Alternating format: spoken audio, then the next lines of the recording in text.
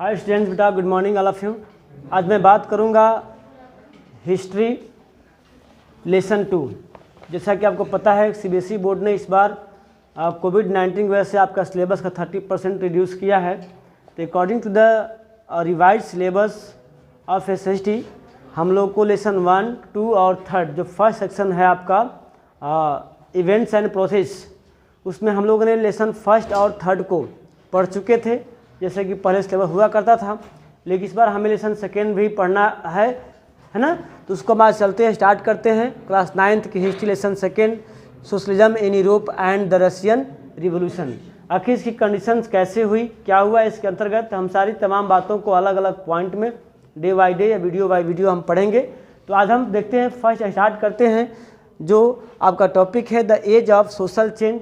जो यूरोप में जो कंडीशंस थी सामाजिक बदलाव का, वो किस तरह से हुआ, कब स्टार्ट हुआ और उसमें कौन कौन से लोग इन्वॉल्व थे, मेनली इसमें क्या क्या चीज़ों की बदलाव की ज़रूरत थी और क्या क्या लोग बदलाव किए। हम इन्हीं बातों को देखेंगे अलग अलग पॉइंट में। इसमें कई सारे पॉइंट है, पॉइंट 1 करके, पॉइंट 1, पॉइंट 2, 1.3, 1.4 करके पॉइंट है अलग अलग बदलावों का। लेकिन मेन जो टॉपिक है आपका सोशल, उसमें देखेंगे कि सामाजिक परिवर्तन किस तरह से हो रही है, लोगों की जो सोच है, लोगों की जो थिंकिंग है समाज के ऊपर, कंट्री के ऊपर और नेशन के ऊपर, वो किस तरह का बदलाव हो रहा है समाज में, किस तरह के बदलाव लोग करना चाहते हैं। हम यहाँ पर इस पॉइंट में देखने का मेनली प्रयास करेंगे। आइए देखते हैं। अब बेटा आपके पास अगर बुक होगा तो आप लोग पेज नंबर 25 को ओपन कर सकते हैं ताकि आपको समझने में और बेटर होगा। देखते हैं, चलते हैं। The age of the social change, this is the first point of this lesson and this is the first video of this lesson. Okay, in the previous chapter you read about the powerful ideas of freedom and equality that circulated in the Europe after the French Revolution। मैंने बात करी थी पिछले class में, पिछले lesson में French revolution की। जब फ्रेंच रिवोल्यूशन साहब फ्रांस में हो रहे थे, उसमें अदर जो पड़ोसी राज्य थे या अलग जो कंट्री था, वहाँ पर सामाजिक बदलावों के बारे में, जो फ्रीडम के बारे में या इक्वलिटी समानता के बारे में जो बात है, वो एक बहुत बड़ी महत्वपूर्ण आइडिया बन चुकी थी लोगों के बीच में, जो कि फ्रेंच रिवोल्यूशन से उनको देखने को मिला था। The French revolution opened up the possibility of creating a dramatic change in the way of in which the society was structured.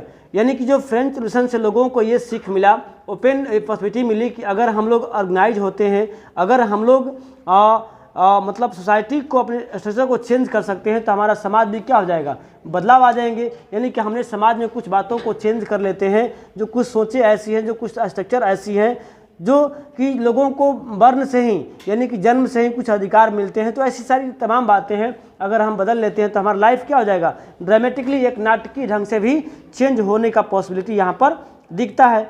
As you have read, जैसा कि आपने पढ़ा है पिछले लेसन में, before the 18th century society was broadly divided into states and orders and it was the aristocracy and church which was control economic and social power।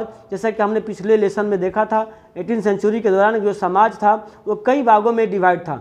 Mainly वहाँ पर कई स्टेट्स थे, जो कि आपने देखा कि फर्स्ट स्टेट, सेकेंड स्टेट और थर्ड स्टेट में, कि जो फर्स्ट स्टेट में जो लोगों के जो सबसे अधिक पैसे की कंट्रोल पावर थी वो आपको फर्स्ट स्टेट में थी, उन्हें ज़्यादा अधिकार था, उन्हें टैक्स भी नहीं देना पड़ता था। जबकि थर्ड स्टेट में लोग थे जो लेबर कास्ट के लोग थे, जो लैंडलेस थे, उनके कंट्री में रहने मतलब उनका कोई राइट नहीं था, लेकिन वो टैक्स भी पे करते थे। तो यहाँ पर देखा हम लोगों ने जो कंडीशन था यूरोप की सोसाइटी थी, वो कैसे किन भागों में डिवाइडेड थी और लोगों की क्या कंडीशंस वहाँ पर थी। अगर आपको रिमेंबर होगा तो आप लोग पिछले क्लास लेसन की वीडियो आप लोग देख सकते हैं, मैंने उसको कर रखा है। Okay, suddenly after the revolution it seems possible to change this. लेकिन वहाँ पर रिवोल्यूशन होने के बाद देखा गया कि इजीली कैसे चेंज हो गया। जो लोगों की हेरिडेटरी, जो वंश से मिली हुई, जो पूर्वजों से मिली हुई जो अधिकार था, यानी कि वर्क अकॉर्डिंग नहीं, अकॉर्डिंग टू द बर्न, कुछ ऐसे अधिकार होते हैं जो उनको प्राप्त था, जिसका लोग आसानी से उपयोग करते थे। इस तरह से कैसे चेंज हुआ वहाँ पर हम लोगों ने देखा था पिछले लेसन में।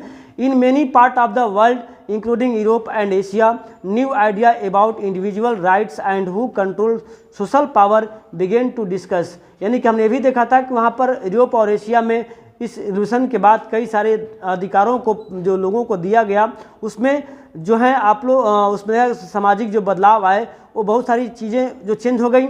और हमारे कंट्री की बात करें, in India Raja Ram Mohan Roy and रेजियो talk the significance of French revolutions. हमारे कंट्री में भी राजा राम मोहन राय और अदर्स जो हैं उन्होंने बात की कि जो आपका रिवोल्यूशंस हुआ फ्रेंच में, उसकी सिग्निफिकेंस, उसकी महत्वपूर्ण चीज़ों पर, कि हमारे कंट्री में भी क्या था, ब्रिटिश रूल था, यहाँ पर कॉलोनियल रूल्स था। हम लोग भी अगर ऐसा करते हैं तो हमारे भी राइट्स हैं जो क्या हो सकते हैं, हमको प्राप्त हो सकते हैं। ऐसा राजा राम मोहन राय और रेजियो की बातें हुआ करती थी। And many others debate the ideas of post revolutionary. और ऐसे बहुत सारे लोग थे जो अलग अलग पॉइंट पे डिबेट किया करते थे, मतलब बातचीत किया करते थे कि हम लोग यूरोप को भी क्या कर सकते हैं, मतलब एक रिवोल्यूशन के द्वारा सामाजिक बदलाव में ला सकते हैं। जो लोगों की विचार है, लोगों की जो कंडीशंस है, उसमें हम लोग बदलाव भी ला सकते हैं। The developments in colonies in turn reshaped these ideas in social changes. और जो डेवलपमेंट है जो कॉलोनीज का, कॉलोनीज क्या होता है, आपने पढ़ा हुआ क्लास 8 की हिस्ट्री में, कॉलोनियल पीरियड यानी कि औपनिवेशिक शासन का जब अदर्स कंट्री पे या किसी कंट्री पे अदर्स कंट्री के शासकों का राज्य होता है, कंट्रोल होता है, ऐसे कंट्रोल क्या बोलते हैं, उसको कॉलोनी बोलते हैं, औपनिवेशिक शासन बोलते हैं। यानी कि आपका कंट्री किसी अदर कंट्री के शासकों द्वारा कंट्रोल होता है तो उसको क्या बोलते हैं, उसे कॉलोनी बोलते हैं। हमारी जो कंट्री भी थी, कॉलोनी थी ब्रिटिश गवर्नमेंट के अगेंस्ट में, तो वहाँ भी रीशेप्ड यानी कि फिर सोसाइटी को चेंज करके, विचारों को चेंज करके हम रीशेप्ट कर सकते हैं। ऐसा यहाँ बात हमने पिछले लेसन में देखा है। हम आगे की बात करते हैं। Not every one in Europe however wanted to complete transformation in society. हालांकि यूरोप में सभी लोगों की विचार नहीं थी कि समाज को बिल्कुल ही चेंज किया जाए, बिल्कुल बदला जाए। कुछ लोग पक्ष में थे, कुछ लोग इसके फेवर में नहीं थे, या कुछ लोग फेवर में भी थे। सोचे कि इतना तेज़ी से ड्रामेटिकली चेंज ना हो, चेंज हो बट स्लोली धीरे धीरे जो है चेंज हो। Response varied from those who accepted that some change was necessary but wished for a gradual shift to those who wanted to restructure society radically।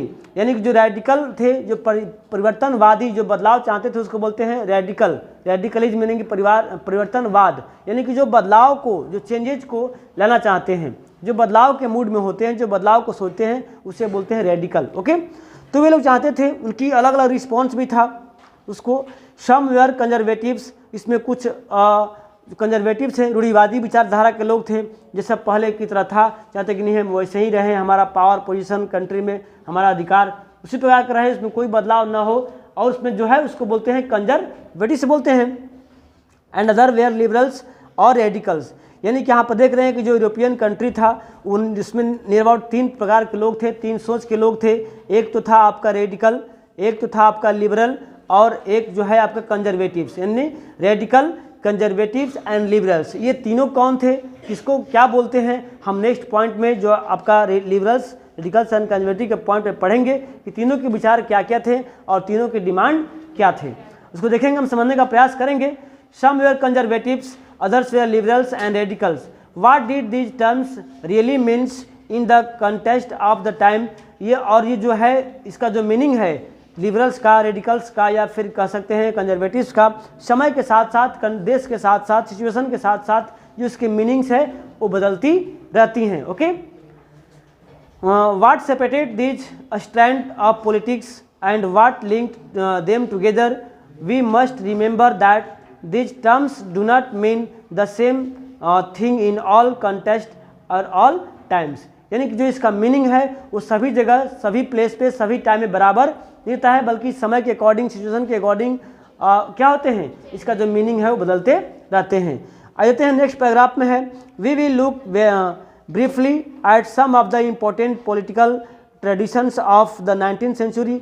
ये बातें थी जो 18th सेंचुरी में देखा था हम लोगों ने यूरोप में, लेकिन 19th सेंचुरी में हम देखते हैं क्या होता है, किस तरह से होता है, and see how they influence change, इसका बदलाव में क्या असर पड़ता है, क्या प्रभाव होता है।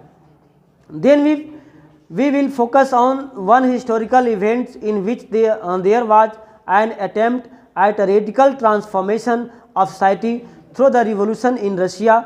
Socialism become one of the most significant and powerful ideas to shape society in the 20th century। ये देखने का प्रयास करें कि हम लोग जो इस प्रकार से जो आइडिया और विचार जो है शेप चेंज हुआ 20वीं सेंचुरी में, उसमें रशियन और सोशलिज्म में ने किस तरह से रिवोल्यूशन किया, किस तरह से रिवोल्यूशन का असर दिखा यहाँ पर। तो हम आइए देखते हैं, आपका पॉइंट नंबर है फर्स्ट का, the liberals, radicals and conservatives. तो अब चलते हैं हम लोग नेक्स्ट टॉपिक जो है इस पॉइंट का, फर्स्ट है लिबरल्स, रेडिकल्स एंड कंजर्वेटिव्स। इनकी क्या सोच थी, क्या थिंकिंग थी समाज को बदलने में, सोशल को चेंज करने में, और कौन लोग क्या सोचते थे, हम यहाँ नेक्स्ट पॉइंट में बात करते हैं। Okay, one of the group which looked to change society where the liberals, जो समाज को चेंज करने की विचारधारा रखते थे, उसमें से एक जो ग्रुप था वो लिबरल्स का था। Liberals wanted to nation which tolerate all the religions, यानी कि जो लिबरल थे वो चाहते थे कि समाज में जितने भी कैटेगरी के लोग हैं सबका बराबर का अधिकार हो, सबको बराबर की, सभी धर्मों की जो बातें हैं वो सबको एक साथ जो है लोग जो है एक साथ मिलकर रहें और सबका जो डेवलपमेंट हो एक साथ हो। तो जो पहला पॉइंट है देख रहे हैं लिबरल्स, तो लिबरल्स चाहते थे समाज में बदलाव होना, वैसा बदलाव होना कि सभी रिलीजन के लोग जो हैं एक साथ इक्वल का ट्रीटमेंट हो। ऐसा नहीं कि अलग अलग धर्म के लोग को अलग अलग राइट हो, किसी को कम हो या किसी को ज़्यादा हो। चाहते कि सभी लोगों का राइट, सभी लोगों का जो है डेवलपमेंट एक साथ इक्वल का हो। We should remember that at this time European states usually discriminated in, उसी समय जो आपका यूरोपियन कंट्री था वे अलग अलग कई प्रकार के डिस्क्रिमिनेट यानी कि भेदभाव से घिरा हुआ था। उसमें favour on one religious other, Britain favoured in church of England, Austria and Spain favoured in Catholic church. हम देखा कि अलग अलग जो वर्ल्ड था उस समय अलग अलग धर्म को मतलब वो क्या करते प्रेफर करता था। जैसे ब्रिटेन में था जो चर्च को प्रेफर करता था, इंग्लैंड, रसिया जो और स्पेन जो था कैथोलिक चर्च को मतलब ज़्यादा वैल्यू था, वहाँ पर ज़्यादा पावर था। जबकि liberals are also oppose the uncontrolled power of dynastic rulers, जो डायनेस्टिक रूलर्स है, जो वंशवाद की शासन थी, मेरे बाद मेरे बेटा राजा होगा, मेरे बाद मेरा बेटा राजा होगा, उसके अगेंस्ट में जो ये लोग थे, जो लिबरल लोग थे, भाई कैसा नहीं होना चाहिए। Liberals also oppose the uncontrolled power of dynastic ruler, यानी जो डायनेस्टिक रूलर्स हैं उनके पास इतने अधिक पावर्स हैं, ये अगेंस्ट में थे। कौन? लिबरल्स। ये चाहते थे कि पूरा पावर उन्हीं के अंडर में हो। They wanted to safeguard the right of individuals against the government. वो चाहते थे कि इस गवर्नमेंट में सभी का बराबर का अधिकार हो, सभी लोग चाहे वो किसी भी कास्ट के हो, किसी भी कैटेगरी के हो, किसी भी धर्म के हो, सबका राइट क्या हो, बराबर का हो, सबका अधिकार इक्वल का हो, वो चाहते थे। और they argued the representative elected parliamentary government subject to law interpreted by the well trained judiciary that was independent of rulers and official. जैसे हमारे कंट्री में क्या इंडिपेंडेंट कंट्री में क्या आपने पढ़ा है पॉलिटिकल साइंस में कि जो 3 ऑर्गन्स ऑफ द गवर्नमेंट है, लेजिस्लेचर, जुडिशरी एंड एग्जीक्यूटिव, ये तीनों इंडिपेंडेंट है, तीनों का अपना अपना अलग अलग अधिकार है। चाहे जुडिशरी हो वो अपने खुद का एक पावरफुल है, चाहे किसी को भी पनिशमेंट देना पड़े तो दे सकता है अगर सही है तो, चाहे वो राजा ही क्यों ना हो। लेकिन ऐसी बातें जो है मोनार्किल से नहीं होता। मोनार्किल सिस्टम में क्या होता है, सबसे अधिक पावरफुल मोनार्क होता है, राजा होते हैं, किंग होते हैं, और उसी के अंडर जुडिशरी हो या फिर लेजिस्लेचर हो, सब कुछ वहीं करता है, रूल भी वहीं बनाता है, पनिशमेंट भी वहीं देता है और शासन भी वही करता है। तो इस तरह की व्यवस्थाओं के खिलाफ में कौन थे? लिबरल्स। उन्हें चाहते थे कि इस तरह का लोग मतलब सिस्टम हो, चाहते कि सभी लोग का अपना अलग अलग पावर हो, सभी डिपार्टमेंट अलग अलग हो और सभी डिपार्टमेंट का अपना अलग अलग पावर हो जो इंडिपेंडेंटली उसको यूज कर सके। ऐसा तो चाहते थे वे लोग। ये भी चाहते थे however they were not democrats, they did not believe the universal adult franchising. हालांकि भी नहीं चाहते थे वे लोग जो लिबरल थे, उनके भी नहीं था कि सब लोगों को पावर मिले। इसका मतलब ये नहीं कि सब लोगों को मिले, वो चाहते थे कि समाज में कुछ ही लोगों को मिले लेकिन अधिकार और लोगों को भी दिया जा सके। Okay, they did not universal adult franchise, ये क्या होता है आप लोग पता है, पढ़े हैं आप लोग कि all adults whose got age 18 years above have right to elect their representative. This system is known as the adult franchise. ये बोलते हैं सार्वभौम मताधिकार, यानी कि वैसे अधिकार जो सभी नागरिकों को जिनका एज 18 बरस या फिक्स की जाती है कि इतने बरस से ज़्यादा हो जाए हो तो आपको वोट देने का अधिकार होगा। तो ऐसे क्या बोलते हैं यूनिवर्सल एडल्ट फ्रेंचाइजी। तो जो लिबरल्स थे वो नहीं चाहते थे कि सभी लोगों को वोट देने का अधिकार हो। तो लिबरल्स की ये इच्छा नहीं थी कि सबको राइट में, सबको इक्वल का अधिकार में सभी लोग वोट दें, लेकिन वो चाहते थे कि राइट जो है अधिक से अधिक लोगों के बीच में दी जाए। They did not believe that universal adult franchise is that right every citizen to vote. They felt men of poverty mainly should have to vote. They also did not want to vote for women. वो चाहते थे कि केवल वही लोग vote करें जिनके पास property हो, जिनके पास धन हो। गरीब लोगों को वोट देने का, गरीब लोगों को अधिकार देने के लिबरल्स पक्ष में नहीं थे। और ये भी चाहते थे कि वोट जो है वोमेन भी करें, यानी कि वोमेन्स और गरीब लोगों के भला के लिए लिबरल्स की विचारधारा नहीं थी। चाहते कि राइट बटे, लेकिन जिनके पास प्रॉपर्टी है वही लोग केवल वोट देने का अधिकार रखें, उन्हीं लोगों को वोट देने का अधिकार दिया जाए। तो ये था आपको लिबरल के बारे में। अब हम नेक्स्ट पढ़ेंगे जो है आपको रेडिकल्स क्या चाहते थे, उनकी क्या विचारधारा थी। तो हम इसको पढ़ते हैं नेक्स्ट वीडियो में, नेक्स्ट टॉपिक के साथ। तब तक गुड बाय।